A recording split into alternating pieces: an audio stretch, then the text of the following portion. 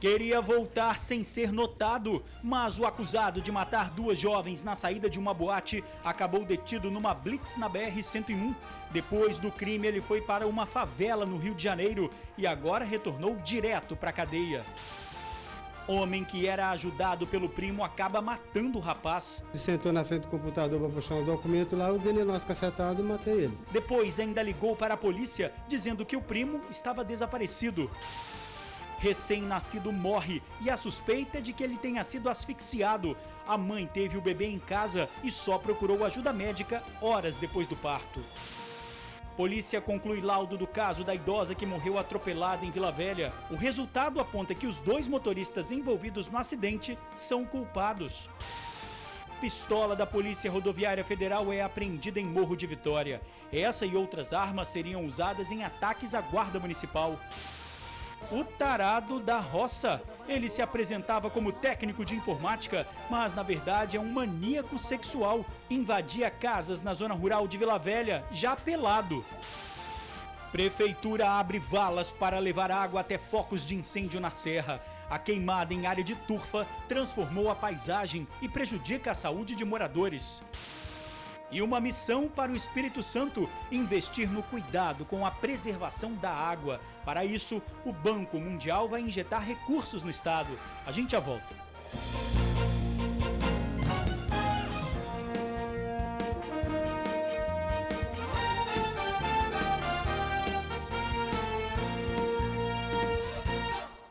Olá, boa noite. Acusado de matar duas jovens e balear outra vítima na saída de uma boate em Vila Velha, é preso ao tentar voltar para o estado. Depois do crime, ele se refugiou numa favela no Rio de Janeiro. Julian Avancini Santos, de 21 anos, passava de carro com a namorada pela BR-101 em Guarapari, quando foi parado em uma operação da Polícia Rodoviária Federal contra o tráfico de drogas nas estradas. Quando abordado, o jovem apresentou um documento falso. Não imaginou que seria reconhecido por um investigador da DHPP que dava apoio à operação com a unidade de cães. Um policial da DHPP o reconheceu como sendo uma das pessoas envolvidas em crime e foragido aqui da DHPM. Não lembrava do nome, mas lembrava da fisionomia. Então, ele entrou em contato aqui com a delegacia e nós passamos para eles o nome. Então, ele deu voz de prisão em razão do mandado de prisão. Dentro do carro, roubado e com placas adulteradas, a polícia encontrou uma pistola 9mm, 3 carregadores, munições do mesmo calibre e de pistola .40. Em depoimento, ele confessou que adquiriu tudo na favela do Acari, no Rio de Janeiro, para onde fugiu depois do crime. Onde expandiu lá as amizades dele e lá, segundo ele, ele teria adquirido essa arma, esse veículo roubado e essa identidade falsa, essa CNH falsa. Tudo começou depois de uma confusão entre Julian e um outro jovem dentro desta boate no final do ano passado. Depois de deixar a casa de shows, Rodrigo, o verdadeiro alvo dos disparos, deu carona a duas colegas em um táxi. O veículo foi perseguido pelas ruas de Vila Velha e a briga, iniciada por um motivo fútil, acabou em tragédia. 3 pessoas baleadas, uma adolescente de 16 anos morta na hora e a outra pouco tempo depois no hospital. Rodrigo, alvo dos disparos, é atingido no braço. As imagens divulgadas pela polícia à época mostram como tudo aconteceu. Por volta de 2 da madrugada do dia 23 de novembro, um jovem esbarra em outro enquanto dança. O rapaz se irrita e vai em busca de uma satisfação.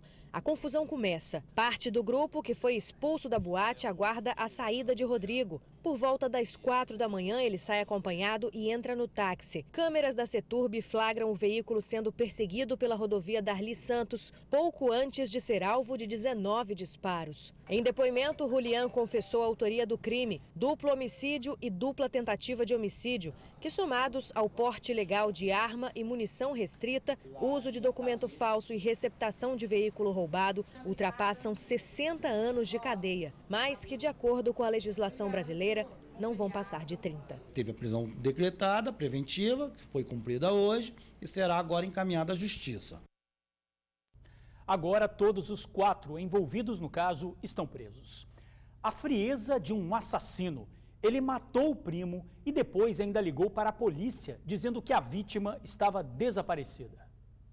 Sem nenhum arrependimento, Nésio Monteiro Vieira, de 44 anos, confessa como matou o primo Enoque Martins da Silva Filho, de 30. Ele estava dentro de casa lá, eu estava com ele, a gente começou a dar um desentendimento um com o outro, ele sentou na frente do computador para puxar uns documentos lá, o DNA nosso cacetado, eu matei ele. Falar que eu se arrependo, eu arrependo, mas e daí? Fazer o quê? Eu fiz, estou assumindo o que eu fiz. Vou pagar? Vou. O crime aconteceu na manhã de ontem, no bairro Vila Graúna, em Cariacica.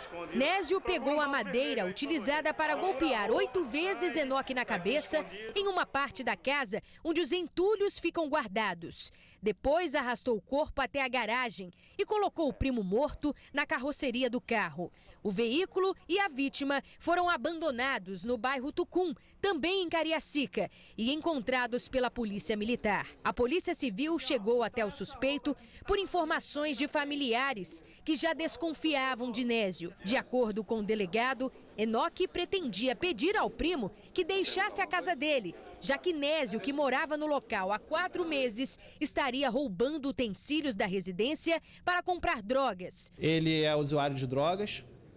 Para sustentar o vício, ele começou a roubar materiais dentro da residência e vender nas proximidades. A vítima teria solicitado que ele saísse da residência.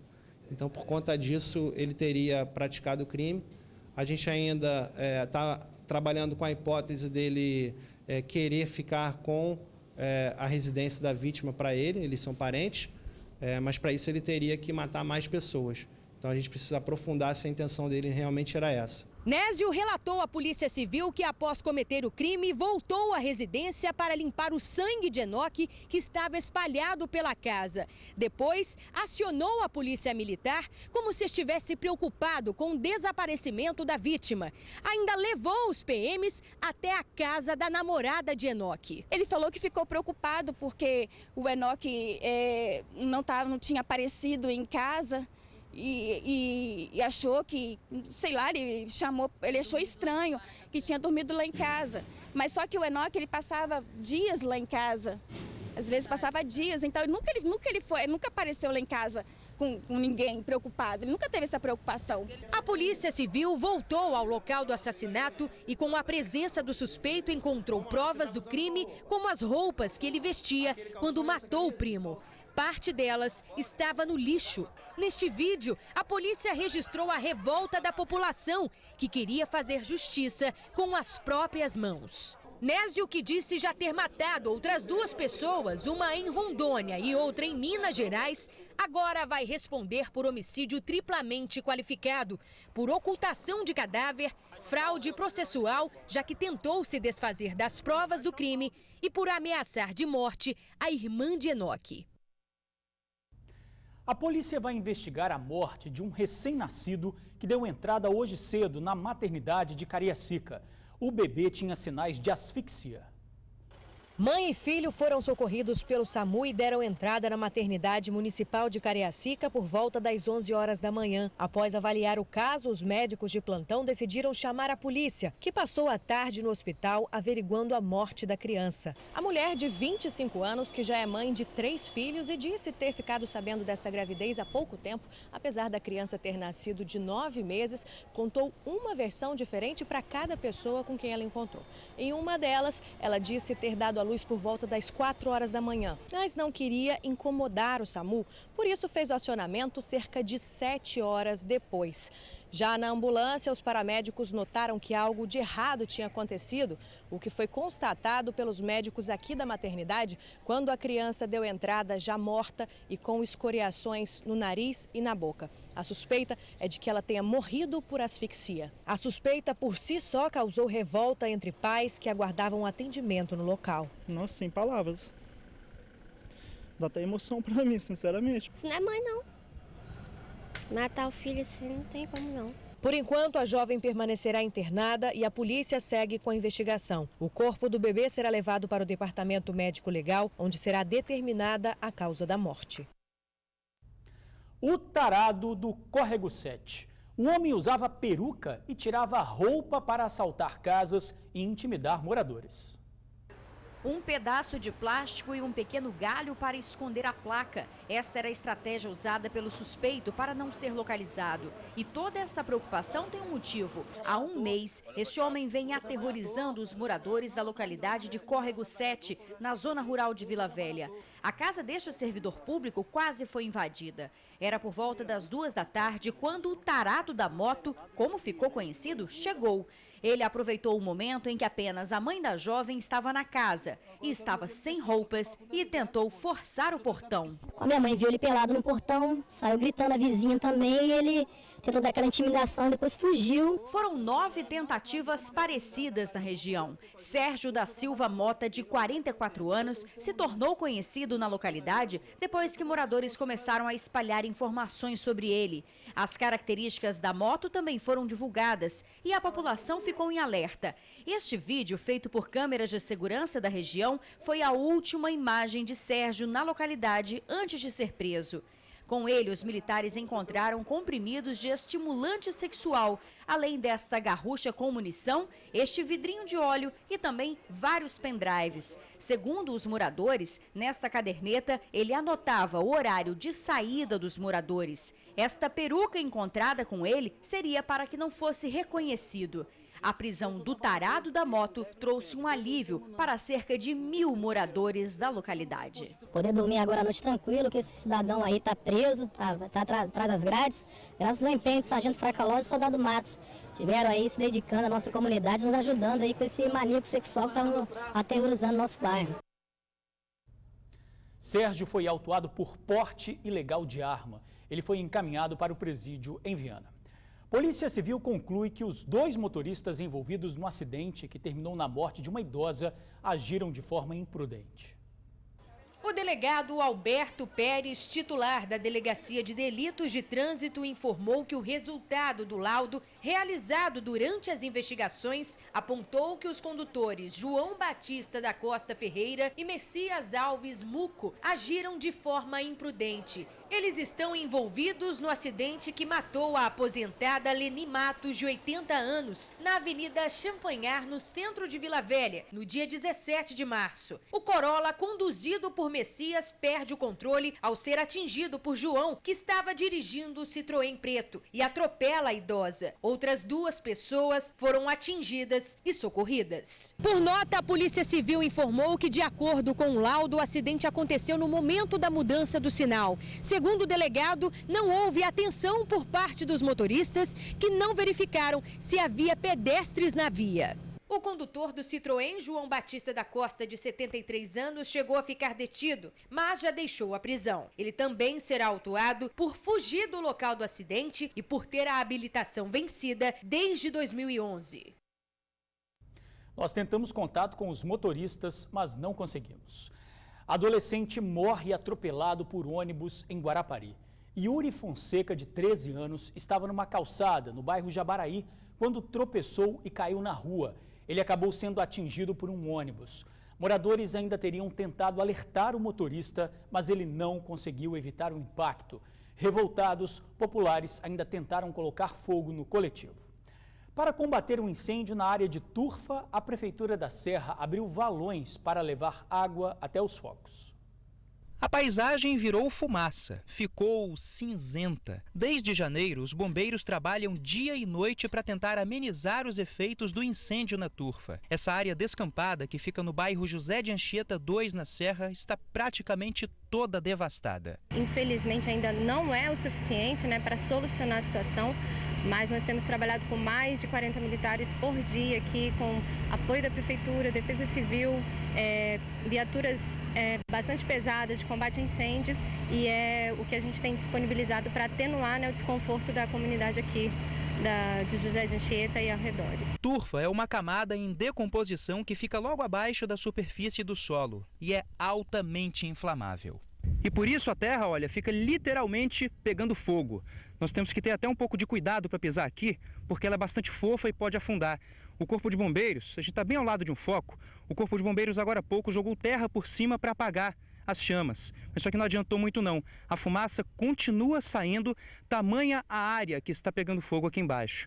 Essa terra mais seca, se nós nos abaixarmos aqui um pouquinho e cavar, olha, dá até para sentir que está bastante quente. Os bombeiros jogam água, jogam terra, fazem o possível para apagar o fogo. Conseguem impedir a fumaça de se espalhar pelo ar. E é essa fumaça que tem atormentado a vida de quem mora aqui. Meu filho tem 4 anos, não está aguentando a noite, ele não dorme à noite. Tanto tossir, está respirando mal, a população. E lá em Valparaíso estão reclamando. Imagine nós aqui que mora aqui. É um problema que você gera outro problema. Você já tem esse e vai adquirir um outro de saúde. Quer dizer, é um acumulando, gerando outros problemas. Esse alergista diz que tem recebido muita gente no consultório por causa desse problema. Por isso, dá boas orientações. Manter a janela, a casa fechada, lavar as narinas e os olhos com soro, evitar exercício físico nessas regiões que estão sendo afetadas, porque aumenta a intoxicação. As pessoas dormem respirando essa fumaça. E pouca coisa se pode fazer para evitar, porque a única coisa que vai apagar o fogo é chuva. E enquanto essa chuva não cai, a prefeitura abriu um canal que vai levar água até a camada da turfa. A intenção é encharcar o subsolo. Nós estamos fazendo agora esse levantamento aqui para poder disponibilizar esse espaço para que algumas bombas d'água, a gente bombeie essa água para dentro do local onde está havendo a queima da turfa. Bom, tomara que ajude, né? Ninguém aguenta mais tanta fumaça. Banco Mundial anuncia recursos para investir na preservação e qualidade da água no estado. Um investimento histórico e uma grande responsabilidade para o Espírito Santo. O estado recebeu uma missão do Banco Mundial para evitar uma crise no uso da água. Para isso, um projeto foi elaborado. O valor gira em torno de R$1 bilhão. É um programa inédito com o Banco Mundial, na ordem de R$1 bilhão, com contrapartida do Estado e contrapartida também da CESAM. Ele envolve um projeto que abrange todo o ciclo hidrológico da água.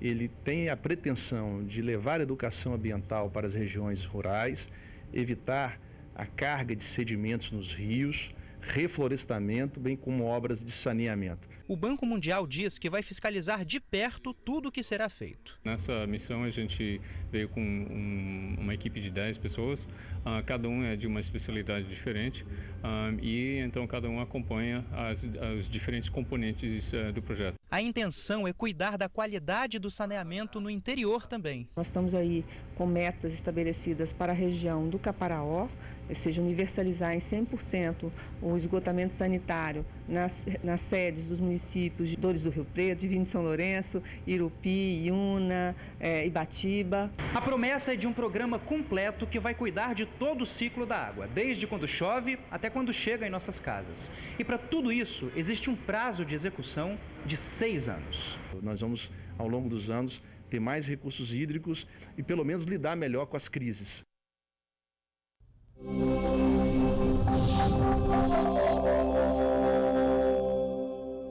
Sábado de sol e chuva fraca a partir da tarde no norte do estado. Na Grande Vitória e Litoral Sul, chuva fraca apenas no início da manhã e variação de nuvens ao longo do dia. Nas outras áreas, sol sem previsão de chuva. Imagens de satélite mostraram a formação de um ciclone na costa entre o Espírito Santo e a Bahia, mas a formação de nuvens perdeu força e não vai causar nenhum efeito preocupante aqui no estado. Para amanhã, temperatura máxima de 33 graus na região serrana e de 36 nas outras regiões. E a seguir, polícia apreende armas e munições que seriam usadas para atacar guardas municipais. A gente já volta. Apreensão em Morro da Capital. A polícia encontrou armas e munições que seriam usadas por criminosos para atacar guardas municipais. A apreensão aconteceu em uma casa na escadaria José Tosta, no bairro São José. A polícia foi até o local após denúncia anônima. Dentro da casa foram encontrados uma submetralhadora, uma pistola, maconha, cocaína e êxtase. A pistola pertence à Polícia Rodoviária Federal. A casa estava vazia no momento em que a PM chegou e ninguém foi preso. E a gente fica por aqui. Muito obrigado por assistir ao jornal, pela companhia de sempre. Uma boa noite e um ótimo fim de semana.